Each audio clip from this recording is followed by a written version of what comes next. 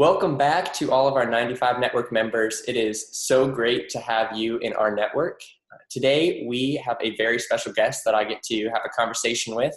His name is Karl Vaters. Many of you have probably heard of him. If you haven't, he is currently the teaching pastor at Cornerstone Christian Fellowship in Fountain Valley, California. And he's also the author of a few books, his most recent being Small Church Essentials. And we're really excited to have him. So, Karl, thanks so much for just joining us. Well, thanks, Austin. Good to be with you. Absolutely. Well, Karl, you have a passion for just helping small churches not feel inferior because of their size. Can you just speak to that a little bit?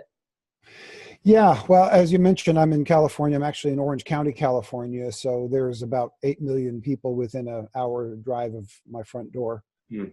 It feels like there are 8 million mega churches within that distance too. I mean, some of the world's most famous big churches. We are not in Bible Belt. There's not a lot of Californians that go to church, but when we do go, we go big. So, within a half-hour drive of my front door is the original Calvary Chapel, the original Vineyard, Crystal Cathedral, Saddleback Church, that kind of a thing. Mm-hmm. And so it can be very easy, especially in that kind of an environment, to feel like, well, I'm not doing anything special.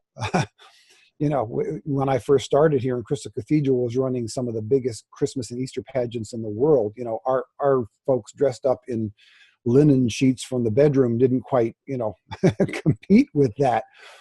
And so we had to look at it and we had to figure out a different way to do ministry, given that those kinds of fairly typical things that churches do, especially for special days and so on, were being done so extraordinarily well very nearby.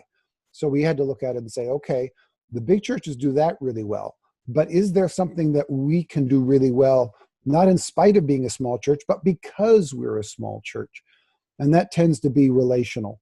And so we've leaned into developing a relationship with Christ, always, of course, our primary, but also developing relationships with each other. And so we've really leaned into that, and it's been a real blessing for us. And we've seen great effectiveness because of that. And so it's given us a greater sense of our identity, of ourselves, and of the mission God has given us. Absolutely. I love that. And I want to highlight just one word you said there is effectiveness. In your recent book, you talked a lot about that. One quote from there is that we should start seeing church health not as a means to growth, but as a means to effectiveness. And that's kind of a shift for a lot of church leaders. What are some other ways that we can measure effectiveness other than numerical growth? Yeah, it's a challenging one. And quite frankly, I'm still on a constant search for that because it's not a typical way we look at it. But to me, it comes back to the old business maxim. If you're going to figure out, if your business is doing well, you need to ask first of all, what's our business? And secondly, how's business? In the church is the same thing. What's our business? It's the Great Commandment, the Great Commission. And for pastors, our business is what I call the pastoral prime mandate from Ephesians chapter 4, verses 11 and 12, the only place where the title of pastor is mentioned in the New Testament. We forget that. Our churches are so pastor-centric, right? We think it must be pastor everywhere. One. We get one mention in the New Testament, and it's among 5 with 4 other ministry gifts. We're mixed in with the evangelists and teachers and apostles and prophets, and appropriately so. And those 5-fold ministry gifts, we have one design. It's not to do the work of ministry for the church, it's to equip the saints for the work of ministry. So our business as the church is the Great Commandment and the Great Commission. Our business as pastors is to equip the saints. So that's our business. And the second question then we need to ask is, how's business?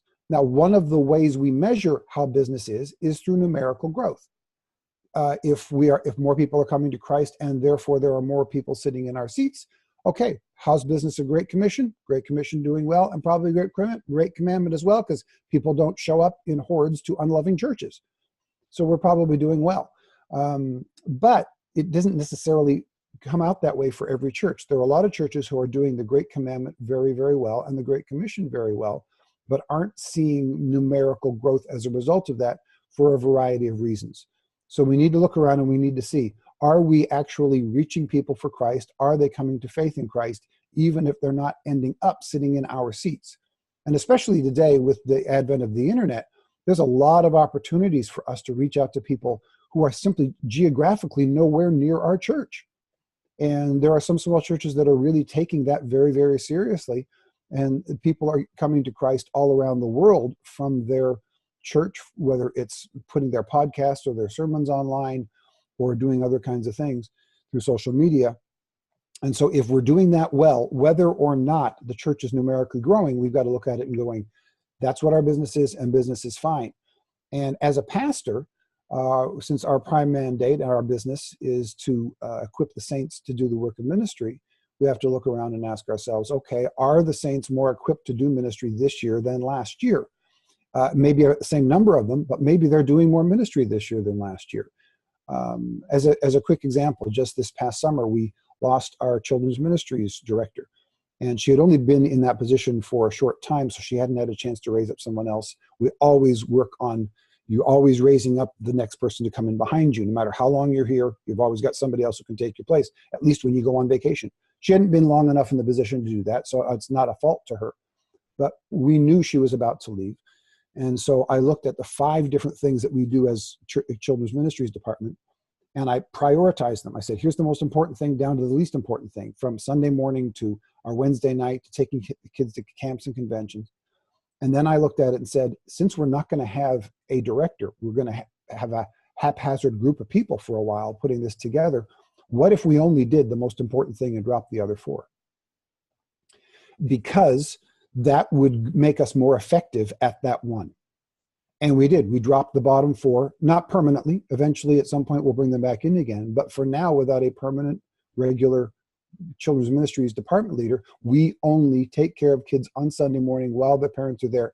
But the result of that has been twofold. One, there are more kids back there. There were some kids that were sitting in with the adults on Sunday morning because Sunday morning for them wasn't as good as it should have been, because we were taking all of our energy and putting it in 5 different places, and now it's narrowed into 1. So even without a director, we're doing a better Sunday morning program for kids. And secondly, we didn't have anybody who was helping out on Sunday morning who helped out more than 1 month at a time, month on, month off. Didn't have a 1-year person. And you can't develop relationships with the kids on that, which is the glue that holds the whole thing together. But the moment they realized we don't have to do any of those other 5 things, we don't have to also show up at Wednesday and also shuttle them to conferences and also get them to campgrounds. We only have to show up on Sunday morning. I'll sign up for a year for that. So that to us right there is more effective ministry. And has it grown our numbers? Yeah, we've had some numerical growth in the last 6 months too. But even if we hadn't, you can still look at that and go, that is a win for effective ministry. That's awesome. Thank you for that example too. I think that's helpful just to see an example of what that looks like for you guys. Yeah. And it's awesome to see that you've had results as well. Yeah. And it's also interesting because sometimes, writers like me will often say, concentrate on what you do well and only do that. And if you have to get rid of something, then you got to get rid of something. But we seldom show that from our own perspective that, I was willing to actually pull the trigger and not just dump 1, but we dumped 4 out of 5. That's a huge change right there. Yeah, it was a big shift. And in case people are wondering, what was the reaction? The reaction was singular. It was relief. Right.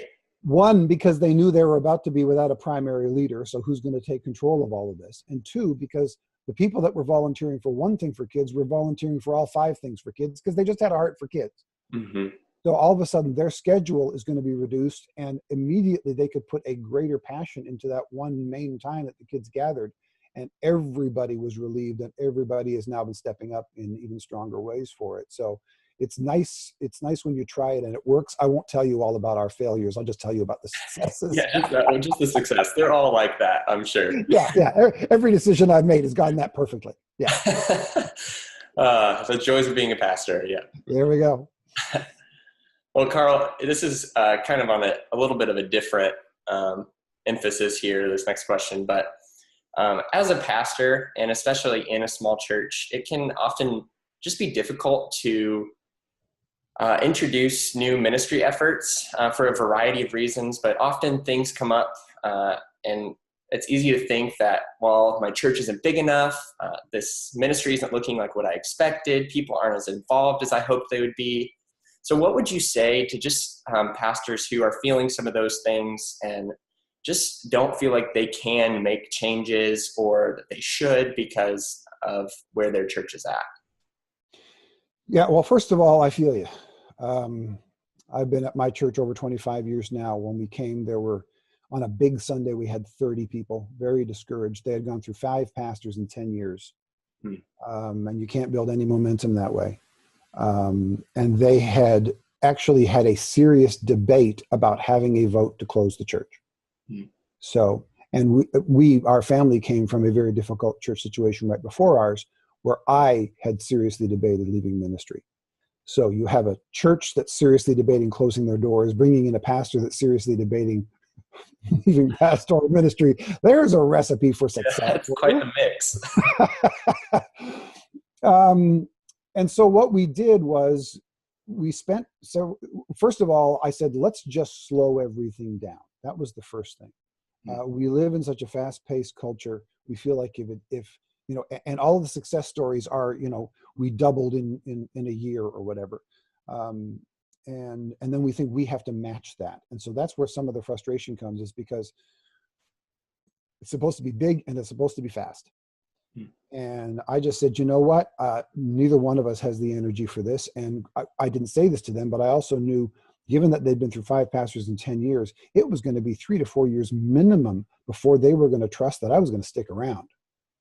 So until you earn that trust, we weren't going to get all that much done.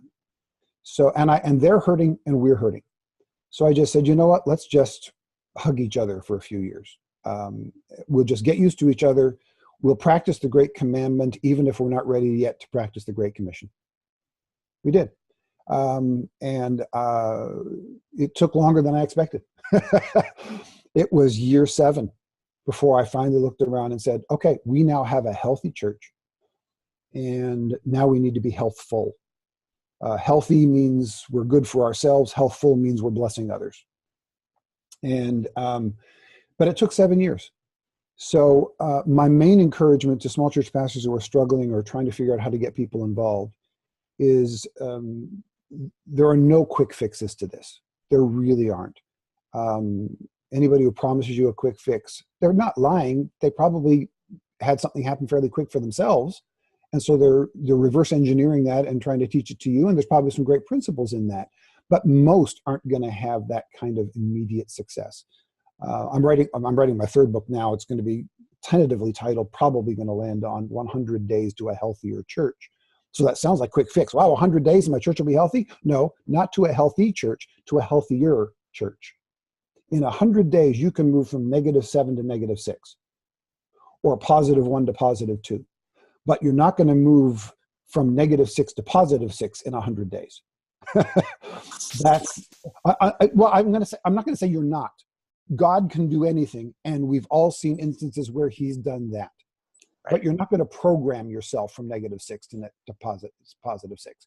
If God steps in and does that, thank God for it, but don't think you can program it. But through God's help and some smart decisions, you can go from -6 to -5.